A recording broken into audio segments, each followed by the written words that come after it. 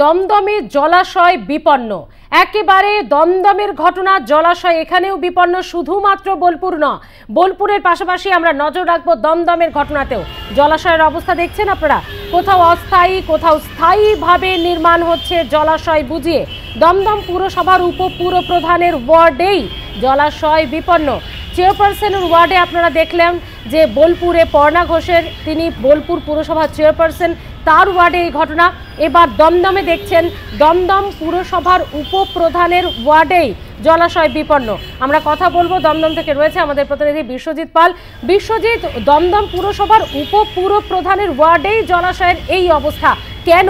তিনি কি কখনো এলাকা ভিজিট করতে, তিনি সরেজমিনে এলাকা দেখতে কখনোই কি বেরোন না? দেখুন, যেটা তার একেবারে কিন্তু তার অর্থাৎ অফিস, যেটা তার ওয়ার্ড অফিস, এবং ওয়ার্ড অফিস থেকে প্রায় 2 ছোড়া দূরত্বে কিন্তু এই যেখানে জলাশয় ভরাট হচ্ছে। এবং যখন সংবাদ মাধ্যমের কাছ থেকে খবর পান এবং তিনি ঘটনাস্থলে আসেন এবং তখন তিনি নির্দেশ দেন। এর আগেও এরকম ঘটনা ঘটেছে উপপুরপ্রধানের এলাকায়, এবং তার ওয়ার্ডে কিন্তু একাধিক জলাশয় ভরাট হয়েছিল এবং সেই জলাশয় ভরাট করে কিন্তু বহুতলে গড়ে উঠেছে, এমনটাও কিন্তু অভিযোগ উঠে এসছে বিভিন্ন সময়, এবং বামেরা সেই অভিযোগ করেছেন। এবং এই ক্ষেত্রে দাঁড়িয়ে সেই মসজিদের পেছনে সেই জলাশয় কিন্তু ভরাট প্রায় হয়ে গিয়েছে ভরাট, এবং সেখানে কিন্তু অর্থাৎ কনস্ট্রাকশনের যে কাজ চলছিল এবং সেই কনস্ট্রাকশনের কাজও কিন্তু প্রায় অনেকটাই হয়ে গিয়েছে। এবং সেখান থেকে দাঁড়িয়ে তিনি কিছুই জানেন না, এমনটা কিন্তু বারবার করে উঠে আসছে।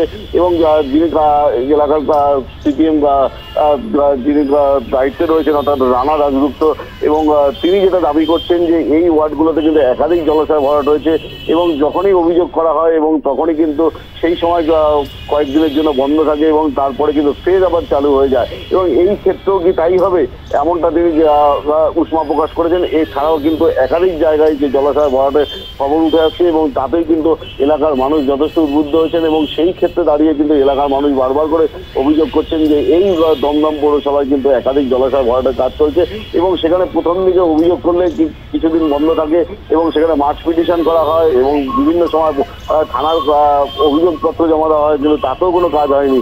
এবং সেই ক্ষেত্রে দাঁড়িয়ে এই জলাশয়কে আবার পুনরুদ্ধার হবে সেটা নিয়ে কিন্তু এখন প্রশ্ন তুলেছেন এলাকার বাসিন্দারা। এবং পাশাপাশি কিন্তু পৌর প্রধানের পক্ষ থেকে এবং পৌরসভার পক্ষ থেকে দাবি করা হয়েছে যে আগামী 7 দিনের মধ্যে সেই জলাশয় কিন্তু ফিরিয়ে দেওয়া হবে।